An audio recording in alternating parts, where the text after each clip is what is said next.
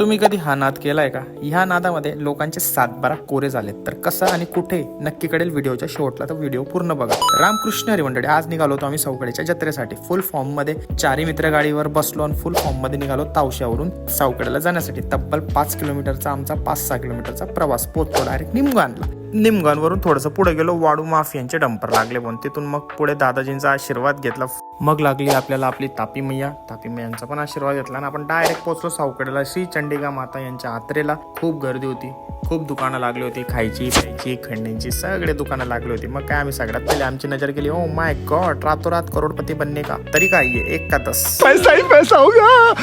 तुम्ही जर का कधी केला असेल तुम्हाला माहितीच असेल, पण हा नाद खूप बेकार. मग काय तिथून थोडंसं पुढे गेलो, थोडंसं एन्जॉय वगैरे केला, मस्त आईचा आशीर्वाद घेतला आणि मग तुम्ही ज्याची वाट बघत होते अभी मजा आएगा ना भिडो.